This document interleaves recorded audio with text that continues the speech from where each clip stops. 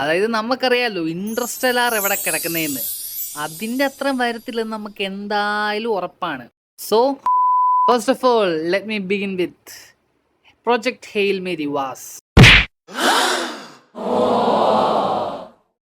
Cinema കണ്ടവർക്ക് മനസ്സിലാവും ഞാൻ എന്താണ് ഉദ്ദേശിച്ചതെന്ന്.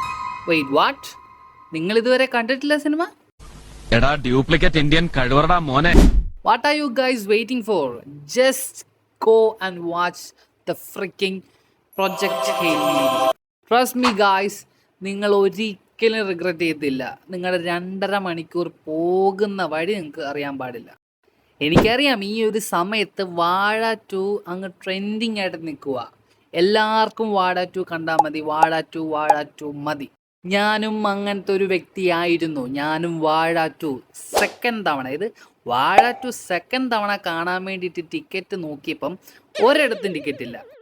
അങ്ങനെ നോക്കിയപ്പോഴാണ് ഹെയിൽ മേരിക്ക് ടിക്കറ്റ് എടുക്കുന്നത് കണ്ടത്. ഉള്ളത് കൊണ്ട് ഓണം പോലെ എന്ന് പറഞ്ഞുകൊണ്ട് അതങ്ങ് കാണാൻ ഓർത്ത്.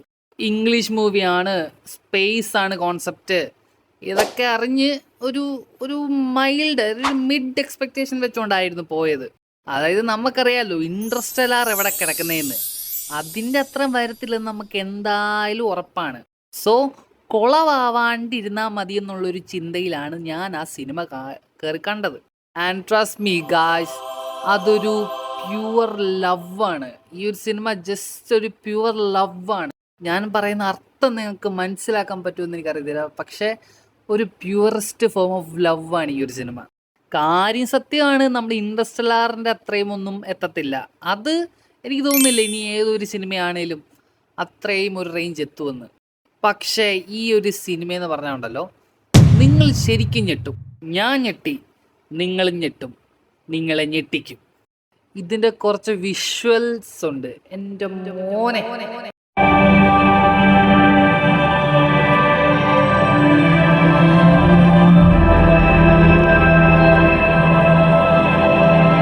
പറയാണ്ടിരിക്കാൻ മേല, ക്ലാസിക്കൽ സാധനം. നിങ്ങൾ അതിൽ ചെറിയൊരു ഭാഗം ട്രെയിലറിൽ കണ്ടു കാണും. പക്ഷേ trailer is just the beginning എന്ന് പറയുന്ന പോലെ സിനിമയുടെ അകത്തോട്ട് കയറി കഴിഞ്ഞാൽ ഉണ്ടല്ലോ വേറെ ലെവൽ എക്സ്പീരിയൻസ് ആണ് നിങ്ങൾക്ക്. ജസ്റ്റ് ഒരു ബേസിക് കോൺസെപ്റ്റാണ്. എല്ലാ ഒരു സ്പേസ് സിനിമയായിട്ട് ബന്ധപ്പെടുന്ന എല്ലാ ഒരു ബേസിക് കോൺസെപ്റ്റാണിത്. കോൺസെപ്റ്റ് എന്താന്ന് പറഞ്ഞാൽ പതിവ് പോലെ തന്നെ നമ്മുടെ എർത്ത് ഇല്ലാണ്ടാവുന്നു. സോ എർത്തിനെ രക്ഷിക്കാൻ വേണ്ടിയിട്ട് കുറച്ച് ആസ്ട്രോനോട്ട് പുറത്തോട്ട് പോകുന്നു. ഇത് തന്നെയാണ് ഇതിൻ്റെ ഒരു കോൺസെപ്റ്റ്.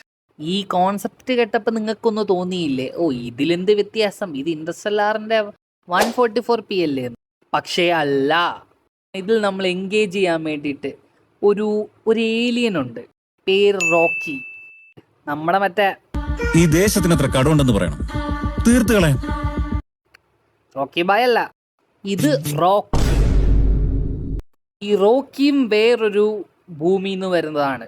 ആ ഭൂമിയും ഇതേപോലെ തന്നെ നശിച്ചുകൊണ്ടിരിക്കുകയാണ്. സോ അതിനെ രക്ഷിക്കാൻ വേണ്ടിയിട്ട് അവിടുത്തെ ആൾക്കാർ റോക്കിനെ പുറത്തേക്ക് അയച്ചു. വളരെ യാദൃശികമായി സ്പേസിൽ ഇവർ കണ്ടുമുട്ടുന്നു. പിന്നെ അവർ തമ്മിലുള്ളൊരു കോൺവെർസേഷനും അവർ തമ്മിലൊരു ഇൻട്രാക്ഷനും ഒരു ഫൺ മൊമെൻറ്റും ഒക്കെയാണ് സിനിമ അങ്ങോട്ട് കൊണ്ടുപോകുന്നത്. പിന്നെ മെയിൻ ഇമോഷണൽ ആവാനുള്ള സാധനമുണ്ട് കേട്ടോ. ഇമോഷണൽ ആവേണ്ടവർക്കാവാം. ഇതിൽ കൂടുതൽ കഥകൾ ഞാൻ പറയുന്നില്ല, കാരണം നിങ്ങളത് നേരിട്ട് കണ്ട് തിയേറ്ററിൽ തന്നെ കണ്ട് എക്സ്പീരിയൻസ് ചെയ്യേണ്ട ഫീലിംഗ് ആണത്. ഞാൻ സത്യം പറഞ്ഞാൽ ഈ സിനിമ കാണാൻ പോയത് അതിൻ്റെ ഒരു വിഷ്വൽ ട്രീറ്റും ഒക്കെ പ്രതീക്ഷിച്ചുകൊണ്ടാണ്. എന്താണോ കാണാൻ പോയത് അതിൻ്റെ ഡബിൾ എഫക്റ്റാണ് എനിക്ക് കിട്ടിയത്. അടിച്ചു കഴിഞ്ഞാൽ നിങ്ങൾ ഈ സിനിമ കയറി കാണണം, നിങ്ങളുടെ കിളി മാറുന്നു പോകും. അത്രയ്ക്കൊരു വിഷ്വൽ ട്രീറ്റാണ് ഈ സിനിമയ്ക്കകത്തുള്ളത്. ഗൈസ്, കൂടുതലൊന്നും ഞാൻ പറയുന്നില്ല, just go and watch it already. വാഴ 2 1, 2, 3 തവണ വേണമെങ്കിൽ കണ്ടോ, പക്ഷേ ഇത് ഒരൊറ്റ തവണയെങ്കിലും കണ്ടിരിക്കണം, each and every one. Trust me guys, you will not regret it. അടുത്ത വീഡിയോയ്ക്ക് കാണാം. ബൈ.